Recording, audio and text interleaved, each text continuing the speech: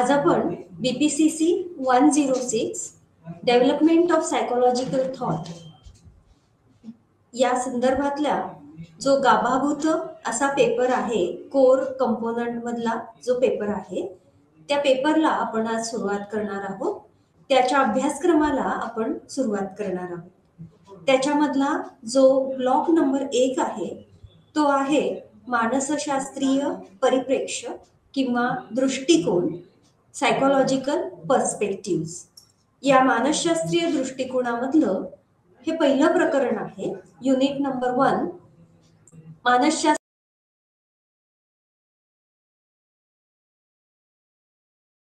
संदर्भ. या प्रकरणामध्ये साधारणतः प्रकरणाची रचना ही अशी असेल: सर्वप्रथम प्रस्तावना, त्यानंतर तत्वज्ञानात्मक संदर्भ, ऐतिहासिक दृष्टिकोन किंवा परिप्रेक्ष्य, त्याबरोबरच मानसशास्त्रामधल्या पाश्चिमात्य नसणाऱ्या अशा काही परंपरा किंवा विचारधारा, मग त्या विचारधारांमध्ये भारतामधील मानसशास्त्रीय दृष्टिकोनांबाबत काही विचारधारा, त्यामध्ये हिंदुइझम, बुद्धिझम, जैनिझम आणि त्यानंतर सिखिझम आहे. आणि मग पुढच्या भागामध्ये भारताबरोबरच चीन सारख्या देशामध्ये मानसशास्त्रीय विचारधारेच्या संदर्भात किंवा दृष्टिकोनाबाबत काय दिसून येतं याची आपण आजच्या प्रकरणामध्ये चर्चा करणार आहोत. एकूणच जेव्हा आपण मानसशास्त्राचा विचार करतो तेव्हा बऱ्याच मानसशास्त्राच्या विद्यार्थ्यांना आणि काही प्राध्यापकांना देखील असा प्रश्न पडतो की निश्चितपणे आपण मानसशास्त्र हा जो विषय आहे आणि त्या विषयामधली ऐतिहासिक आणि तत्वज्ञानात्मक असा जो संदर्भ आहे त्याचा अभ्यास हा कशासाठी करायचा. मात्र एक गोष्ट लक्षात घेतली पाहिजे की समकालीन सैद्धांतिक आणि व्यावहारिक समस्या समजून घेण्यासाठी निश्चितपणे हा ऐतिहासिक आणि तत्वज्ञानात्मक संदर्भात अभ्यास करणं आवश्यक आहे.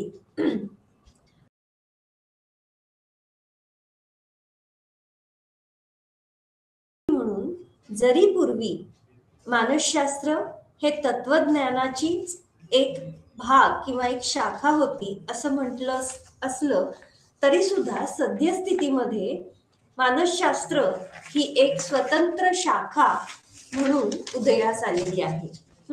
आणि त्यामुळे मानसशास्त्रामधलं जे ज्ञान आहे ते तत्वज्ञानात्मक विचारधारेपासून आता वेगळं झालेलं आहे.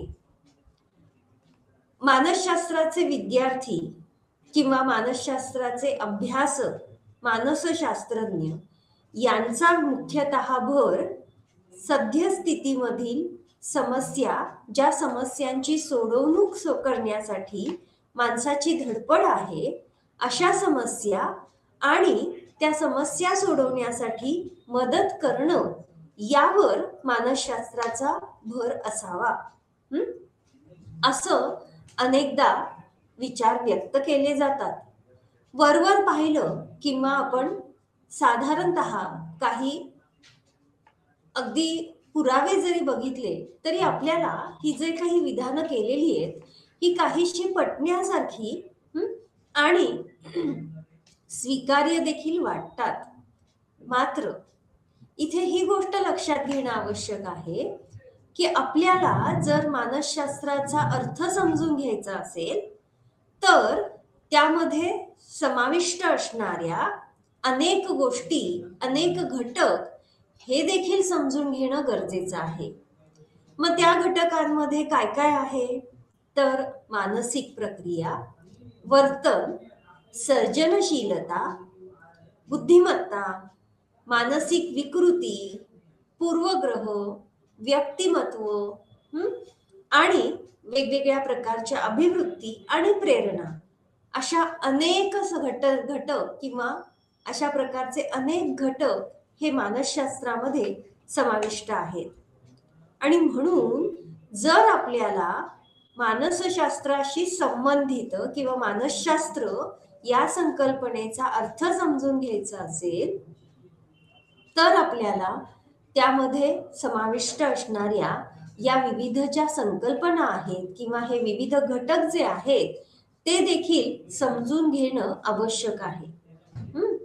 आणि म्हणून आपण जेव्हा मानसशास्त्र या स्वतंत्र शाखेचा विचार करतो तेव्हा या मानसशास्त्राचं मूळ असणारे जे काही तत्वज्ञानात्मक असे प्रवाह किंवा तत्वज्ञानात्मक अशी जी काही पर्यंत तत्वज्ञानात्मक माहितीच्या आधारे मानसशास्त्रीय घटक आणि मानसशास्त्र समजून घेण्यासाठी ज्याचा महत्व आहे ते महत्व लक्षात घेणं आवश्यक ठरतं. आणि म्हणून हे सगळं अभ्यासल्यानंतर किंवा हे सगळं माहीत करून घेतल्यानंतर वाचकांना किंवा जे अभ्यासक आहेत त्यांना या विद्याशाखेशी संबंधित वेगवेगळ्या प्रकारचे अर्थ या विद्याशाखेबाबत विविध अर्थ हे समजू शकतात. निश्चितपणे आपण जेव्हा एक आपल्या या प्रकरणाची सुरुवातच तत्वज्ञानात्मक दृष्टिकोनातून करत आहोत किंवा तत्वज्ञानात्मक परिप्रेक्ष्यातून बघत आहोत तेव्हा दोन महत्वाच्या दृष्टिकोन किंवा महत्वाचे परिप्रेक्ष्य हे इथे महत्वाचे ठरतात आणि ते आहेत अनुभववाद म्हणजेच एम्पिरिसिझम आणि दुसरा आहे बुद्धी प्रामाण्यवाद किंवा त्याला तर्कवाद सुद्धा म्हणतात, रॅशनॅलिझम. मानसशास्त्रीय अभ्यासामध्ये या दोन्हीही प्रवाहांचा आपल्याला प्रभाव हा दिसून येतो. मानसशास्त्रातल्या विविध घटकांवर देखील हा प्रभाव दिसून येतो आणि त्यामुळे आपण जेव्हा तत्वज्ञानात्मक दृष्टिकोनातून मानसशास्त्रीय विचारांकडे वळतो तेव्हा मानसशास्त्रीय विचारांमध्ये किंवा विविध वैविध्य का आहे आणि त्या वैविध्याचं मूळ स्रोत कुठे आहे हे सापडायला मदत होणार आहे. म्हणून आपल्याला मानसशास्त्राचा अभ्यास करत असताना काही विविध प्रकारचे तत्वज्ञानात्मक दृष्टिकोन हे देखील बघायला मिळतात आणि म्हणून ऐतिहासिक दृष्टिकोनातून आपल्याला एक प्रकारे सद्यस्थितीमधलं मानसशास्त्र आणि ऐतिहासिक दृष्टिकोन या दोन्हीमध्ये एक प्रकारचे दुवा हा तिथे निर्माण होऊ शकतो.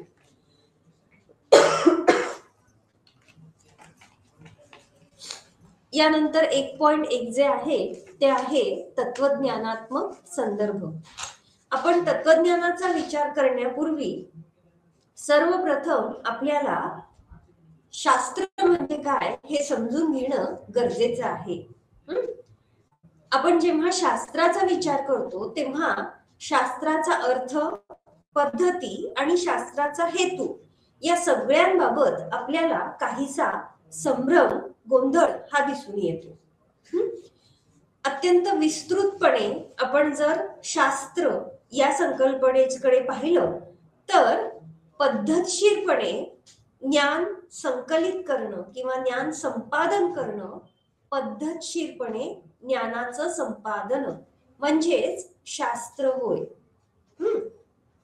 अत्यंत विस्तृतपणे आपण याकडे जर बघितलं तर शास्त्र म्हणजे पद्धतशीररित्या ज्ञान संकलित करणं.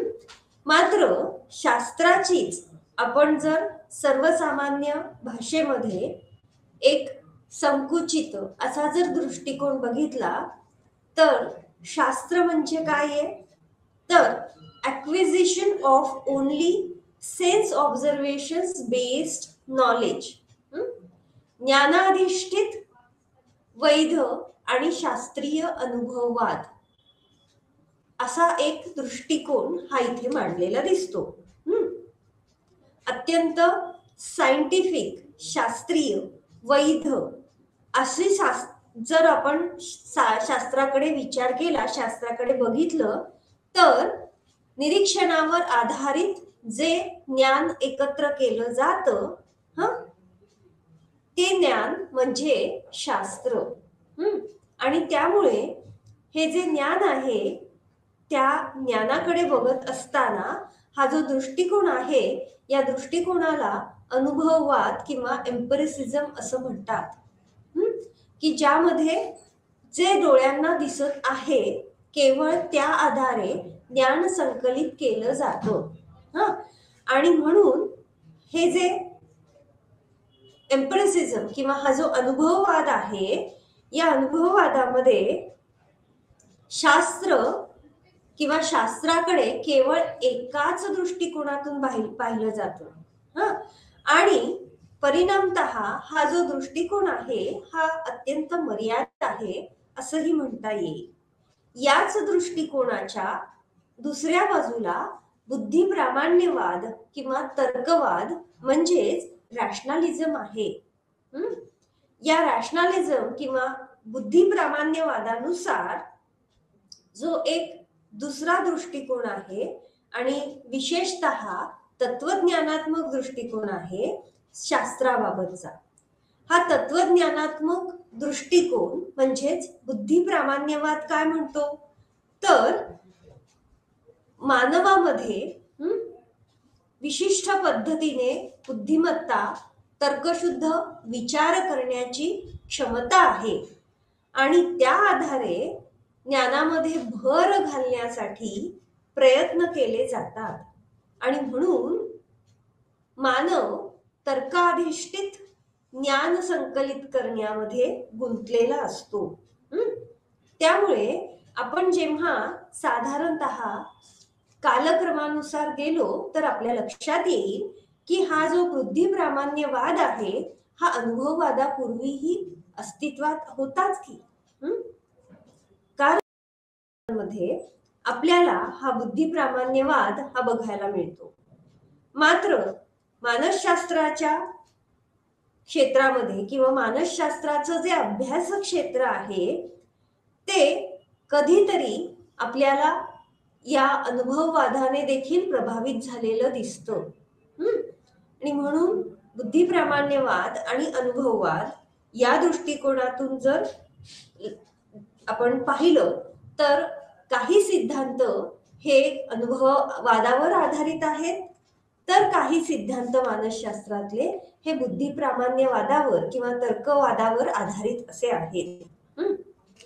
आपण जर अगदी अनुभववादाचाच विचार केला तर मानसशास्त्रामध्ये वापरली जाणारी जी प्रायोगिक पद्धती आहे ती जी प्रायोगिक पद्धती आहे ती पद्धती या अनुभववादाशी संबंधित आहे.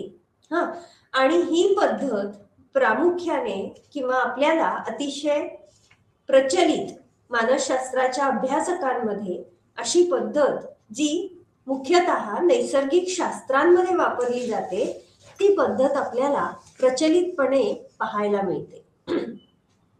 बऱ्याच वेळेस अत्यंत अडचणीच्या किंवा अत्यंत अनिश्चिततेच्या अशा वातावरणामध्ये किंवा अशा कालावधीमध्ये आपल्याला लक्षात आलं की शास्त्राच्या मदतीने आयुष्यातील आणि मानवी आयुष्य सुकर करण्याच्या दृष्टीने विविध प्रकारच्या समस्या या सोडविण्यासाठी आपल्याला शास्त्र हे निश्चितपणे उपयुक्त ठरतं.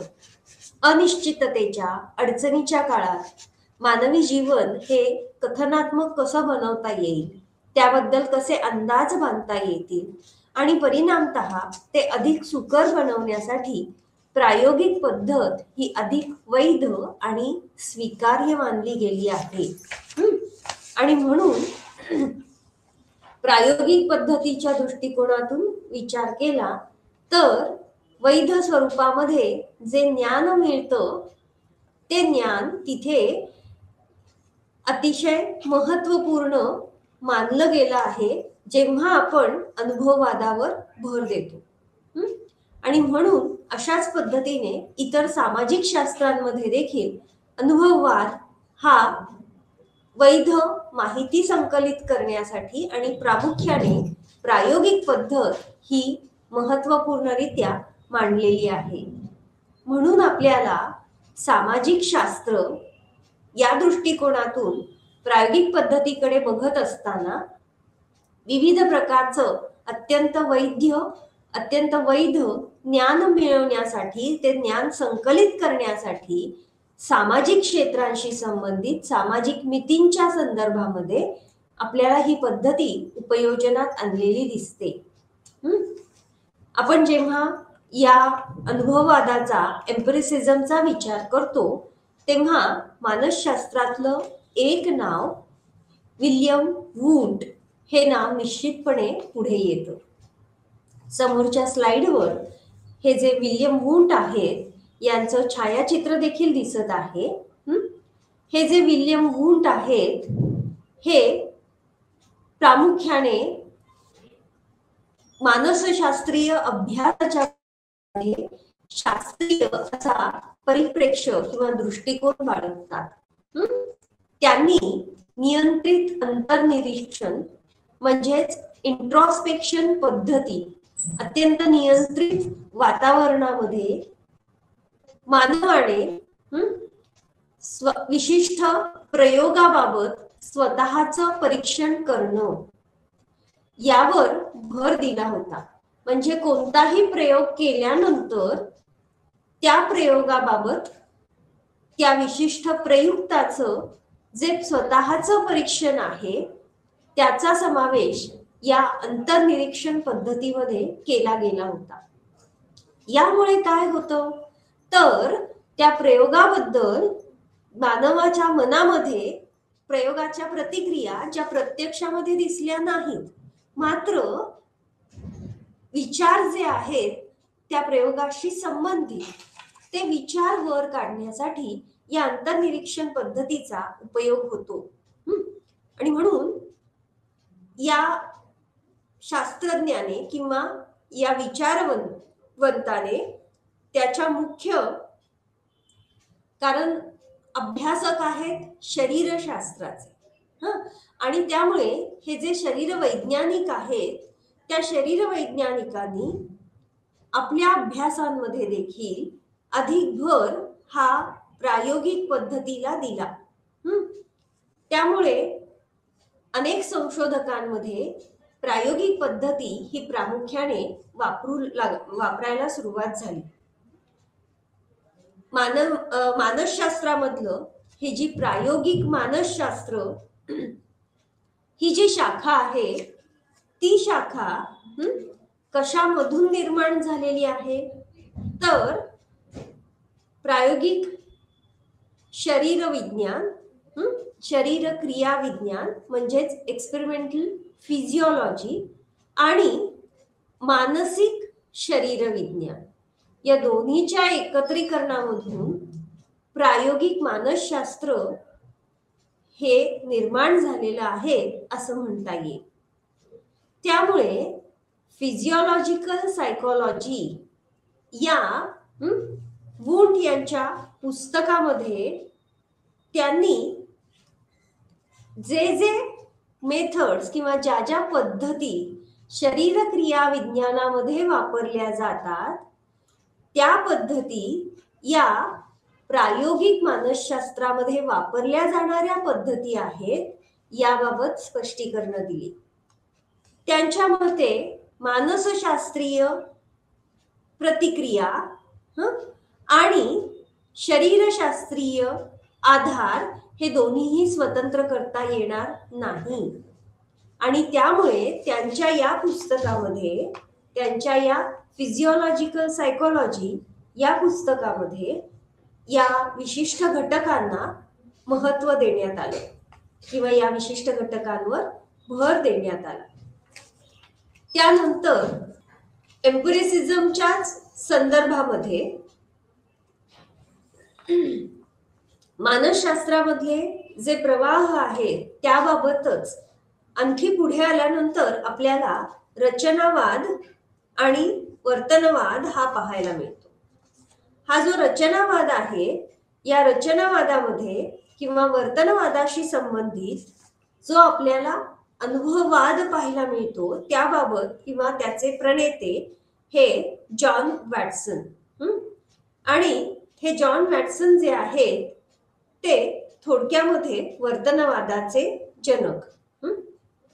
त्यांनी मानसशास्त्र हे पूर्णतः शास्त्र कसं आहे हे पटवून देण्यासाठी प्रयत्न केले आणि म्हणून त्यांच्या अभ्यासांमध्ये मानसशास्त्राचा अभ्यास करत असताना मानसिक रचना किंवा मानसिक कार्य या घटकांना त्यांनी विरोध दर्शवला.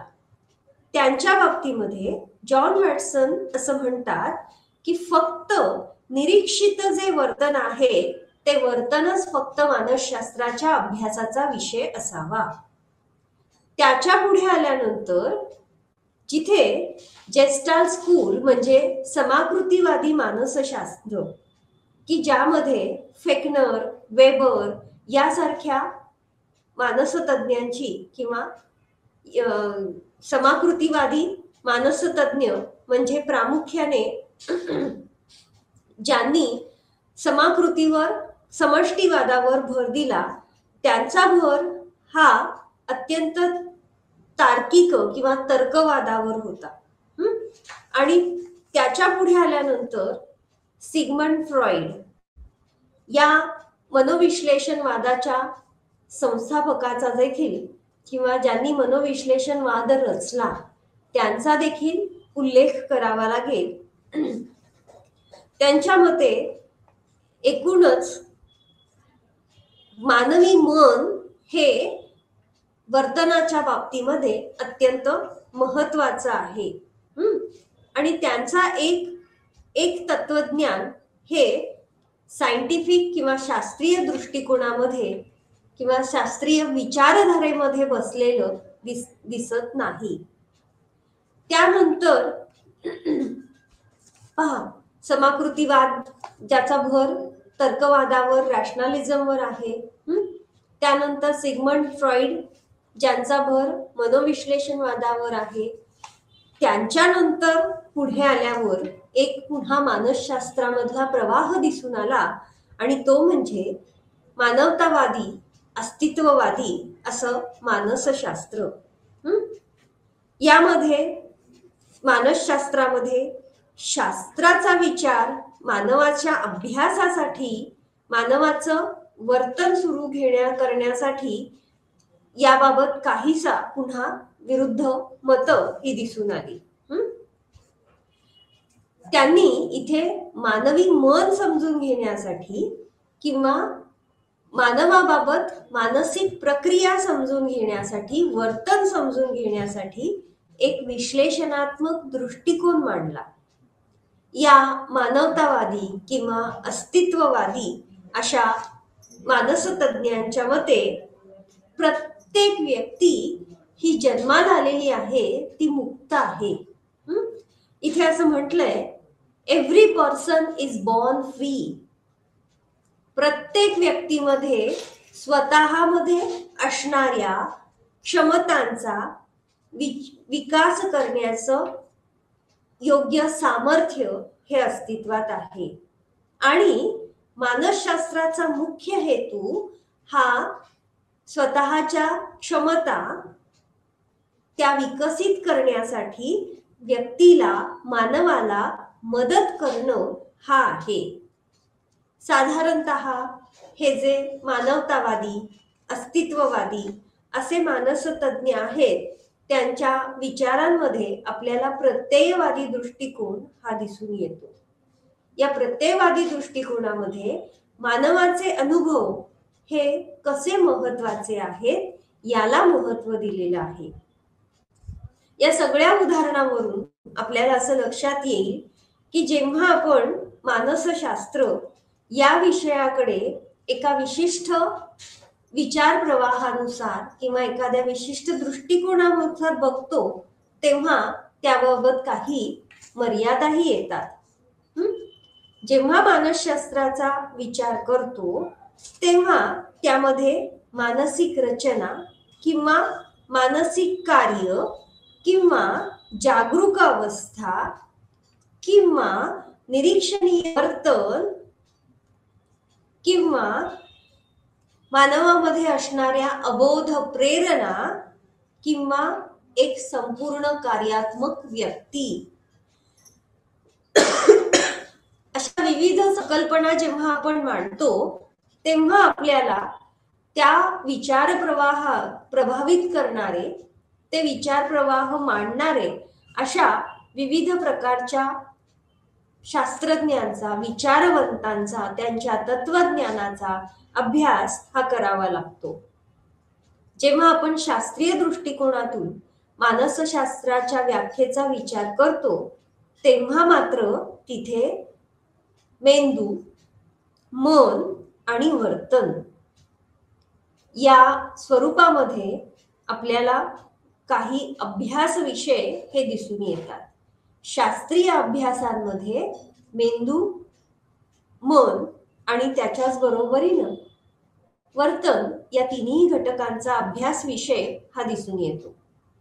आणि म्हणून आपण जर सद्यस्थितीमधलं प्रमाणित मानसशास्त्राची व्याख्या बघितली तर आपल्याला लक्षात येतं की मानसशास्त्रामध्ये जे विचार प्रवाह दिसतात ते विचार प्रवाह एखाद्या विशिष्ट घटकावर भर देणारे असतात, तर कधी एकूणच मानसशास्त्रीय दृष्टिकोन हा एकत्रितरित्या कॉम्बिनेशन्स मध्ये विविध विचार प्रवाहांमुळे देखील प्रभावित झालेला दिसतो.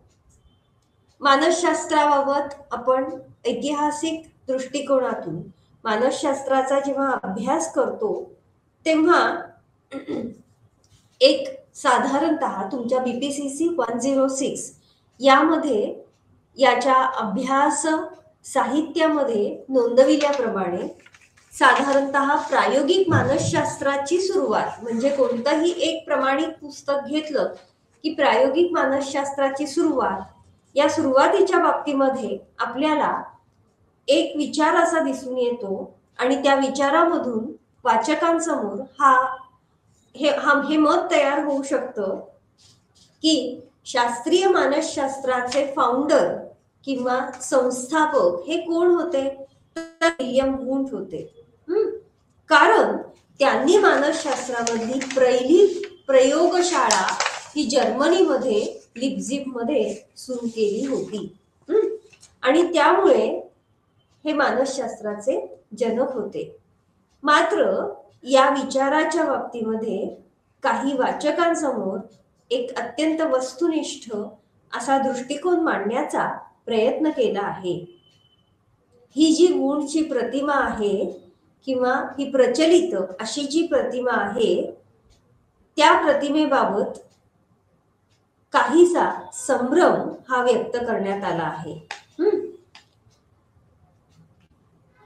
बरेचदा असंही मत मांडलं जातं की वुंट यांना ही जी प्रायोगिक पद्धती आहे ती मानसिक प्रक्रिया समजून घेण्यासाठी पुरेशी नाही किंवा त्याची मर्यादा आहे हे लक्षात आलं आणि त्यामुळे जेव्हा प्रायोगिक पद्धतींचा अभ्यास मानसशास्त्रामध्ये वापरला जायला लागला तेव्हा वुंटचा असा विश्वास होता की हे जे प्रायोगिक पद्धती आहे याच्या वापरामधून प्रयोजक किंवा प्रयोगकर्ता हा काही साध्या आणि सोप्या मानसिक प्रक्रिया समजून घेऊ शकतो, जसं की अवधान, संवेदन, स्मृतीचे काही प्रकार या समजून घेता येऊ शकतात.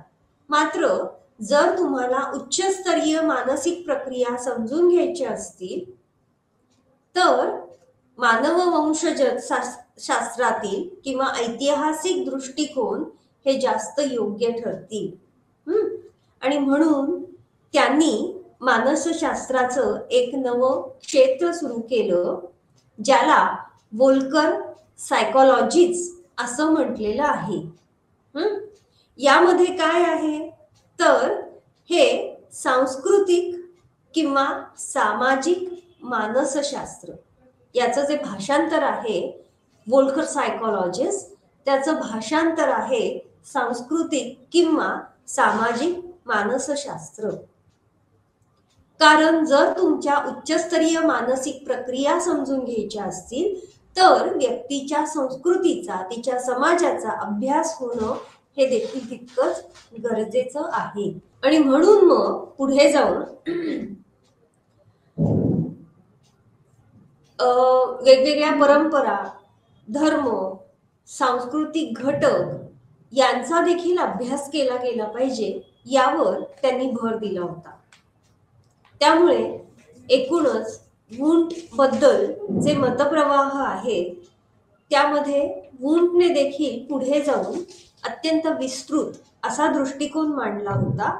आणि त्यामुळे आपल्याला या कुठल्याही मानसशास्त्राच्या पुस्तकांमध्ये फारसं या वोल्कर सायकोलॉजीज बद्दल वाचनात येत नाही किंवा आपल्याला फारसं त्याबद्दल ऐकायलाही मिळत नाही. त्यानंतर पुढे आल्यानंतर आपल्याला सर विल्यम जेम्स या शरीरवैज्ञानिकाबाबत पुढे ऐतिहासिक दृष्टिकोनामध्ये माहिती पाहायला मिळते. हे जे सर विल्यम जेम्स आहेत हे सुद्धा मुळामध्ये शरीरक्रिया वैज्ञानिक आहेत, ज्या पद्धतीने वुंट होते. आणि त्यांच्या मते मानसशास्त्राच्या अभ्यासाचा भर हा बोध अवस्थेच्या, जागरूक अवस्थेच्या अभ्यासावर असावा. आणि नंतर मात्र जेव्हा हे लक्षात आलं की सद्यस्थितीमध्ये अस्तित्वात असलेलं जे शास्त्रीय असं मानसशास्त्र आहे ते आपल्या सर्व बोध अवस्थेचा अभ्यास करण्यासाठी, त्याचा मागोवा घेण्यासाठी पुरेसं नाही. त्यामुळे मानसशास्त्राच्या अभ्यासामध्ये फक्त प्रायोगिक पद्धत ही अत्यंत संकुचित किंवा अत्यंत मर्यादित अशी माहिती देऊ शकते. एकूणच आपण जेव्हा वॅटसन किंवा विल्यम जेम्स, वुंट यांच्याबद्दल विचार करतो तेव्हा हे लक्षात घेणं आवश्यक आहे की फक्त प्रायोगिक पद्धत म्हणजेच मानसशास्त्र नाही. त्या बाबतीमध्ये आपण जेव्हा ऐतिहासिक दृष्टिकोनातून मानसशास्त्राचा विचार करतो तेव्हा त्या ऐतिहासिक प्रभावामधून देखील मानसशास्त्र हे आकारास आलेलं आहे.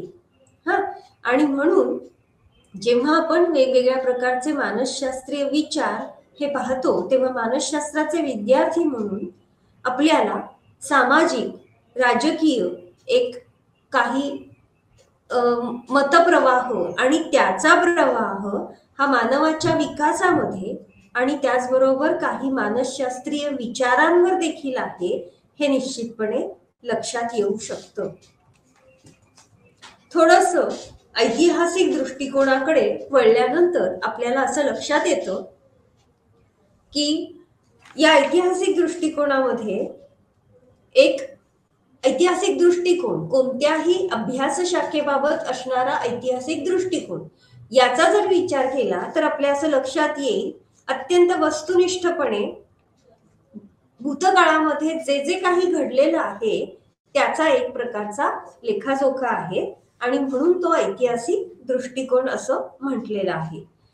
त्यामुळे जेव्हा आपण ऐतिहासिक दृष्टिकोनातून विशिष्ट घटना किंवा विशिष्ट घटक, विशिष्ट प्रारूप, रचना यांचा अभ्यास करण्याचा प्रयत्न करतो तेव्हा आपल्याला भूतकाळातील असणारी माहिती, त्या माहितीकडे वस्तुनिष्ठपणे पाहण्याबाबत एक दृष्टिकोन प्राप्त होतो आणि त्या माहितीच्या आधारे आपल्याला पुढील ज्ञानामध्ये भर घालण्याच्या दृष्टीने देखील महत्व हे प्राप्त होतं. या ठिकाणी E.J. बोरिंग हे जे नाव नमूद केलेलं आहे, E.J. बोरिंग हे मानसशास्त्राच्या इतिहासाचे अत्यंत प्रसिद्ध असे अभ्यासक. त्यांनी मानसशास्त्राच्या बाबतीमध्ये प्रामुख्याने 2 प्रवाह हे वेगळे आहेत हे नमूद केलं. त्यामध्ये एक जो प्रवाह आहे ज्याला ग्रेट मॅन असं म्हणतात, आणि दुसरा जो प्रवाह आहे ज्याला कालमानस प्रारूप असंही म्हटलं जातं. आणि त्यानुसार, त्या प्रवाहानुसार किंवा त्या दोन प्रारूपांच्या आधारे या मानसशास्त्राबाबत ऐतिहासिक दृष्टिकोन मांडण्याचा प्रयत्न केला. जेव्हा आपण ग्रेट मॅन मॉडेल असा शब्दशः अर्थ त्याचा घेण्याचा प्रयत्न करतो, तेव्हा असं लक्षात येतं की जे जे काही इतिहासामध्ये बदल झालेले आहेत ते बदल घडवण्यामागे कारणीभूत असणाऱ्या व्यक्ती कोण आहेत की ज्यांच्याजवळ इतरांच्या तुलनेने अधिक चांगल्या क्षमता आहेत आणि त्याच्या बरोबरीनं ते बदल घडवण्यासाठी त्यांनी प्रयत्न देखील केले आहेत. आणि दुसऱ्या बाजूला कालमानस हा जो दृष्टिकोन आहे याबाबत किंवा हे जे प्रारूप आहे, हे प्रारूप असं सूचित करतं की जी काही इतिहासानुसार किंवा जे काही ऐतिहासिक बदल होत आहेत त्या बदलांमध्ये त्या त्या कालावधीमध्ये असणारे जे प्रभाव आहेत त्यामुळे ते बदल घडत आहेत. या कालमानस प्रारूपाबाबत, ऐतिहासिक दृष्टिकोनाच्या प्रारूपाबाबत एक महत्वाचं कॉन्ट्रीब्युशन किंवा महत्वाचा प्रकारे ज्ञानामध्ये भर टाकणारी व्यक्ती ती म्हणजे थॉमस कुन. या थॉमस कुन यांनी एक पुस्तक मांडलं, स्ट्रक्चर ऑफ सायंटिफिक रिव्होल्यूशन. थोडक्यामध्ये शीर्षक शब्दशः शास्त्रीय क्रांतीची रचना, स्ट्रक्चर ऑफ सायंटिफिक रिव्होल्यूशन. त्यांच्या मते सांस्कृतिक आणि सामाजिक असे जे प्रभाव आहेत त्या प्रभावांमुळे आपल्याला शास्त्रामध्ये विविध प्रकारच्या प्रारूप आणि त्याबाबतचे दृष्टिकोन हे विकसित झालेले दिसतात. आणि त्यामुळे जो शास्त्रामधला बदल आहे ते बदल समजून घ्यायचे असतील तर आपल्याला निश्चितपणे सामाजिक आणि सांस्कृतिक प्रभाव हे देखील अभ्यासणं तितकंच गरजेचं आहे. कुण असंही म्हणतात की हे जे वेगवेगळे प्रभाव आहेत ते त्या त्या कालावधीमधल्या शास्त्रज्ञांच्या विचारांवर, त्या शास्त्रज्ञांच्या विशिष्ट कृतींवर प्रभाव पाडत असायचे. आणि म्हणून अशा प्रकारचं जो काही विचार प्रवाह आहे तो केवळ नैसर्गिक आणि प्रगत अशाच शास्त्रांमध्ये विकसित होऊ शकतो, जसं की पदार्थ विज्ञान आहे, जीवशास्त्र आहे. आणि त्यामुळे या कुनच्या मते मानसशास्त्र हे परिपक्व असं शास्त्र नाही.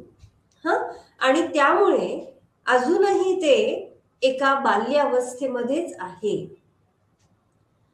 म्हणून कुन यांनी एक शब्द वापरलाय, पॅराडाईम. आणि त्यांच्या मते या पॅराडाईम या शब्दासाठी 21 वेगवेगळ्या प्रकारचा अर्थ हा त्यांनी दिलेला आहे. पॅराडाईम या मूळ इंग्रजी शब्दाचा अर्थ हा एक विशिष्ट रचना किंवा एक विशिष्ट प्रकारची धारणा. आणि मग ती धारणा कशाबद्दल आहे, तो विशिष्ट प्रकारचा रचना किंवा विशिष्ट प्रकारची चौकट ही कशाबद्दल आहे, तर ती आहे मानवी स्वभावाबाबत. आणि त्यामुळे विविध प्रकारचे जे मानसशास्त्रीय विचार प्रवाह आहेत, जसं की रचनावाद असेल, संरचनावाद, त्याचबरोबर कार्यवाद, वर्तनवाद, मनोविश्लेषण, समाकृती शाखा किंवा समाकृती मानसशास्त्र, हे सगळे जे आहेत या मानसशास्त्राच्या विशिष्ट चौकटीमध्ये, विशिष्ट प्रवाहामध्ये पाहिले जातात. कुंच्या दृष्टिकोनातून हे जे मानसशास्त्र आहे किंवा मानसशास्त्रीय विचार जो आहे तो सद्यस्थितीमध्ये अस्तित्वात असणाऱ्या ऐतिहासिक, राजकीय, सामाजिक, सांस्कृतिक अशा विविध प्रकारच्या संकल्पना किंवा विविध प्रकारच्या विचार प्रवाहांना जोडणारा आहे. त्यानंतर इतिहासामधला हा जो कालमानस असा जो दृष्टिकोन मांडला होता, त्या दृष्टिकोनामुळे आपल्याला तत्वज्ञानात्मक जे विचार आहेत त्या विचार आपल्याला ऐतिहासिक संदर्भामध्ये विविध पद्धतीने पाहता येतात. आणि म्हणून मानसशास्त्रीय विचारांच्या बाबतीमध्ये आपण जेव्हा ऐतिहासिक दृष्टिकोनातून पाहायला सुरुवात करतो तेव्हा आपल्याला असं लक्षात येतं की हा विचार केवळ पाश्चिमात्यांच्या प्रभावाखाली किंवा पाश्चिमात्य विचारवंतांच्या दृष्टिकोनातूनच व्हायला पाहिजे असं नाही. आणि त्यामुळे ज्ञानामध्ये, मानसशास्त्राच्या ज्ञानामध्ये भर घालत असताना विशेषतः जे विचारवंत आहेत त्यांच्या दृष्टिकोनातून सांस्कृतिक, राजकीय या बाबतीमध्ये सुद्धा आपल्याला तिथे विचार करणं आवश्यक आहे. प्रामुख्याने आपल्याला हे माहिती आहे की पाश्चिमात्य समाजामध्ये, पाश्चिमात्य संस्कृतीमध्ये जेव्हा आपण कोणता प्रवाह अधिक दिसून येत आहे असं म्हणतो तेव्हा आपल्याला असं लक्षात येतं की अनुभववादावर जास्त भर दिला गेलेला आहे. जो प्रभाव दिसून येतो, जो भर दिसून येतो तो अनुभववादामध्ये आहे. आणि त्यांचा एकूणच कल जो आहे तो वैयक्तिकवादाकडे आहे. आणि त्यामुळे मानसशास्त्राच्या क्षेत्रामध्ये सुद्धा आपल्याला अशाच पद्धतीचं उपयोजन केल्याचं दिसून येतं. त्यामुळे जेव्हा आपण मानसशास्त्रामध्ये काही प्रगती झालेली पाहतो तेव्हा आपल्याला ऐतिहासिक दृष्ट्या झालेली जी औद्योगिक क्रांती आहे किंवा जे वसाहतवाद आहेत या सगळ्यांकडे देखील बघावं लागतं. कारण त्यामुळे या पाश्चिमात्य समाजामध्ये शास्त्रीय ज्ञान आणि त्या ज्ञानाची रचना याला महत्व येऊ लागलं. त्याचबरोबरीनं त्या समाजांमध्ये एकूणच राजकीय सत्ता किंवा राजकीय प्रवाह या सगळ्यांचा देखील शास्त्रीय ज्ञानामध्ये भर टाकत असताना आपल्याला तिथे एकूणच साधारणतः त्याचा प्रभाव हा दिसून येऊ लागला. अंदाजे किंवा एक जागतिक महायुद्धानंतर, दुसऱ्या महायुद्धानंतर मानसशास्त्रीय सिद्धांत जे आहेत त्या सिद्धांताचा विकास आपल्याला संयुक्त राष्ट्रांमध्ये होताना दिसून येतो. आणि त्या सिद्धांताचा भर हा प्रामुख्याने पुन्हा वैयक्तिकवादावरच होता. या वैयक्तिकवादाचा समावेश विशेषतः जेव्हा औद्योगिक राज्यक्रांती झाली त्यानंतर आणि जागतिक युद्ध किंवा महायुद्ध दुसरं जे आहे त्यानंतर वैयक्तिकवादाचा भर हा मानसशास्त्रामध्ये दिसू लागला. त्यात ते पुढे इतर ठिकाणी सुद्धा पसरू लागलं. आणि म्हणून मग आजचं आधुनिक किंवा पाश्चिमात्य असं जे मानसशास्त्र आहे ते हळूहळू पुढे पाश्चिमात्य नसणाऱ्या अशा समाजामध्ये देखील पसरू लागलं. आणि मग अत्यंत वैश्विक पातळीवर जसं की इंग्लंड, ऑस्ट्रेलिया, कॅनडा, न्यूझीलंड या सारख्या देशांमध्ये देखील हे मानसशास्त्र जे वैयक्तिकवादावर आधारित होते त्याचा आपल्याला प्रसार होताना दिसून येतो. आणि म्हणून आपल्याला पाश्चिमात्य दृष्टिकोन आणि पाश्चिमात्य नसणारा, थोडक्यात अपाश्चिमात्य नॉन वेस्टर्नाइज्ड सायकोलॉजी याच्यामध्ये फरक करावा लागेल. त्यामुळे अभ्यास क्षेत्राचा विचार करत असताना आपल्याला मानसशास्त्राच्या तत्वांचा उपयोजन किंवा मानसशास्त्राची तत्व वापरत असताना अपाश्चिमात्य प्रवाह किंवा अपाश्चिमात्य मानसशास्त्र यावर देखील भर द्यावा लागतो. कारण सर्वच ठिकाणी पाश्चिमात्य विचार प्रवाहांना मान्यता दिली जाईल असंही नाही. आणि त्यामुळे आपल्याला असं लक्षात येईल की पाश्चिमात्य नाही अशी जी विचारधारा आहे त्या विचारधारेमध्ये किंवा त्या विचारधारेचं जे मूळ आहे हे जरी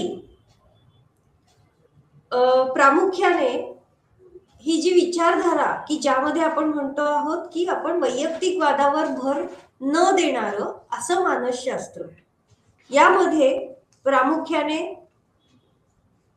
विचार हा जो दिसून येतो तो मुख्यत्वे करून मानवी वर्तनाच्या संदर्भामध्ये विविध जे घटक आहेत त्या घटकांचा अभ्यास करत असताना आपल्याला इथे ही जी मूल्य मांडलेली आहेत पाश्चिमात्य देशांमधली ती मूल्य काहीशी वेगळी दिसतायत. आणि त्यामुळे आपण जेव्हा पाश्चिमात्य प्रवाह किंवा पाश्चिमात्य विचारांचा परिणाम पाहायला लागतो तेव्हा तिथे आपल्याला या संस्कृतीमध्ये असणारे जे विचारवंत आहेत त्यांनी मानवी स्वभाव आणि त्याचा बाह्य जगाशी काय संबंध आहे हे अभ्यासण्याचा प्रयत्न केला. हे अभ्यासत असताना कुठेतरी तत्वज्ञान आणि धार्मिकता या दोन्ही गोष्टींना देखील तितकंच महत्व दिलं गेलं. आणि म्हणून जेव्हा आपण पाश्चिमात्य नसणाऱ्या विचारधारेचा विचार करतो तेव्हा मानवाबाबत मानसशास्त्र हे त्याच्या जीवनामधले विविध घटक आणि तो ज्या समाजामध्ये वावरत आहे, तो ज्या समाजाचा भाग आहे त्यामधून आपल्याला दिसून येतं. आणि म्हणून प्रत्यक्ष वर्तन आणि व्यक्तीचा समाज, व्यक्तीची संस्कृती या विविध घटकांना इथल्या म्हणजे विशेषतः भारतासारख्या देशांमधल्या मानसशास्त्रीय दृष्टिकोनामध्ये भर दिला गेला. भारताचा जेव्हा आपण विचार करतो आपल्याला माहितीये की भारत हा विविध प्रकारच्या धर्मांचं जन्मस्थान आहे.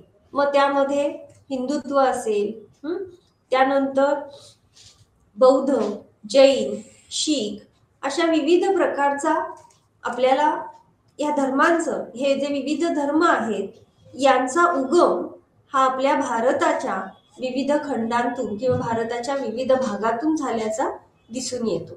कारण याच्याशी संबंधित जे साधू संत आहेत ते साधू संत, ते संस्थापक हे त्या विविध भागातून आलेले आहेत. परिणामतः या प्रत्येक प्रवाहाकडून किंवा या प्रत्येक धर्माकडून मानवाचं जीवन सुखकारक कसं होईल यासाठी मार्गदर्शन करणारे विविध प्रकारचे विचार, ज्यामध्ये पुन्हा आधार हा तत्वज्ञानाचा आहे, अशा पद्धतीने किंवा मानवी वर्तन कसं असावं ते मांडणारे विचार हे मांडले गेले. त्यामध्ये प्रामुख्याने हिंदुत्ववाद. या हिंदुत्ववादामध्ये म्हणजे असं म्हणता येईल की हिंदुत्ववादामध्ये अगदी एखादच असं पवित्र पुस्तक नाही, तर अनेक पुस्तकांमधून मानवाच्या वर्तनाच्या बाबतीमध्ये मार्गदर्शन हे पुरवलं गेलेलं आहे. त्यामध्ये प्रामुख्याने हिंदुत्ववादाच्या संदर्भामध्ये आपल्याला 4 वेद आहेत हे माहीत आहे. वेद म्हणजे ज्ञानाचा असं पुस्तक किंवा त्याला बुक ऑफ नॉलेज असं म्हटलेलं आहे. आणि आपल्या सर्वांना माहितीये 4 वेद आहेत आणि त्या वेदांमध्ये प्रामुख्याने विविध प्रकारचे पाठ, कविता, काव्य अशा पद्धतीने मांडणी केलेली आहे. मग त्यामध्ये सुद्धा ऋग्वेद जे आहे ते अत्यंत महत्वाचं मानलं गेलेलं आहे. आणि त्यामध्ये म्हणजे धार्मिक पातळीवर विशिष्ट पद्धतीने आपल्या निसर्गामध्ये असणाऱ्या ज्या देवदेवता आहेत त्यांना आपण त्यांचं पूजन का करावं या संदर्भामध्ये काही महत्वपूर्ण भाग हा नमूद केलेला आहे. त्याबरोबरच हिंदू धर्मामध्ये उपनिषदांना देखील निश्चितपणे महत्व आहे की ज्यामध्ये जे हिंदू तत्ववेत्ते आहेत किंवा तत्वज्ञानाचे अभ्यासक आहेत त्यांनी एकत्रित केलेलं अत्यंत महत्वाचं मानवी वर्तनासंदर्भात मानवी वर्तनासाठी मार्गदर्शक ठरणारं अशा स्वरूपातलं तत्वज्ञानावर आधारित असं ज्ञान हे तिथे मांडलेलं आहे. या उपनिषदानुसार माणूस किंवा मनुष्य हा एकमेव द्वितीय नाही. त्याच्याकडे बघत असताना एक आत्मा म्हणून बघितलं जातं आणि त्यामुळे इथे मनुष्य प्राणी किंवा मनुष्याबाबतचा जो दृष्टिकोन आहे तो काहीसा आपल्याला भिन्न दिसून येतो. आणि त्यामुळे उपनिषद हे मानव हा कशा पद्धतीने सर्वांशी जुळलेला आहे, सर्वांशी कनेक्टेड आहे यावर भर दिला जातो. त्यानंतर बौद्ध धर्म या धर्मामध्ये बुद्ध हा जो शब्द आहे या शब्दाचा अर्थ अत्यंत स्वयंप्रकाशित अशा प्रकारची व्यक्ती. बुद्ध हे बौद्ध धर्माचे स्थापक किंवा संस्थापक. आणि त्यांनी मन, आत्मा या ज्या संकल्पना आहेत त्या मानवाच्या गरजांच्या संदर्भामध्ये नाकारल्या आहेत. मानवाच्या गरजा या मन किंवा आत्म्यामधून निर्माण होतात हे त्यांनी नाकारलं आहे. त्याऐवजी त्यांच्या मते प्रत्येक व्यक्तीच्या ठिकाणी मुक्त अशा इच्छा आहेत. आणि या ज्या इच्छा आहेत त्या इच्छा मनुष्याचं भविष्य हे निर्धारित करत असतात. म्हणून बुद्ध असं म्हणतात की मानवाचं किंवा मानव हा कशामुळे निर्धारित झालेला आहे तर किंवा मानवी वर्तन हे नियतिवादामुळे निर्धारित झालेलं आहे. आणि त्यामुळे मानवाच्या व्यक्तिमत्वामध्ये आपल्याला त्याची स्मृती आणि त्याच्या सवयी या दोन्ही घटकांचा अभ्यास करता येतो. प्रत्यक्षात पाहिलं तर हे प्रत्येक धर्म आणि त्या धर्मांचे विचार हे अभ्यासण्यासाठी खूप दीर्घकाळ द्यावा लागू शकतो. त्याचबरोबरीनं जैन धर्म ज्यामध्ये पुन्हा काही विचार जर आपण पाहिले तर तेही तत्वज्ञानाशीच संबंधित आहेत.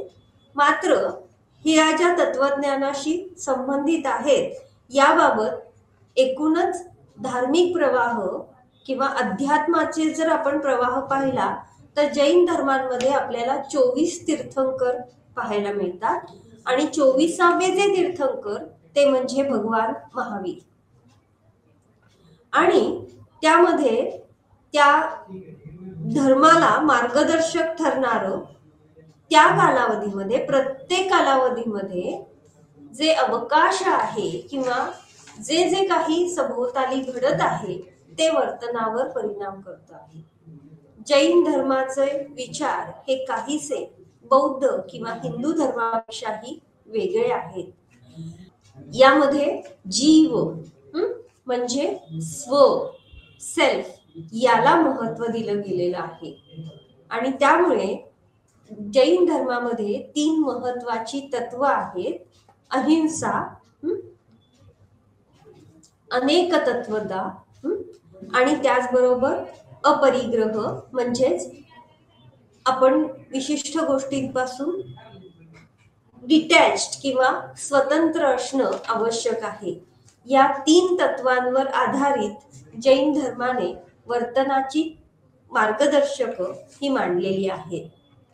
त्यानंतर चीन मधल्या या 2 व्यक्ती किंवा प्रामुख्याने हे 2 तत्वज्ञ कॉन्फ्युशियस आणि लाओ त्से, आणि त्यांनी दिलेलं जे प्रामुख्याने मांडलेलं जे मानसशास्त्रीय दृष्टिकोनातून तत्वज्ञानावर आधारित असे जे विचार आहेत ते विचार देखील त्यांनी दिलेल्या पुस्तकांमध्ये हे नमूद करण्यात आलेलं आहे.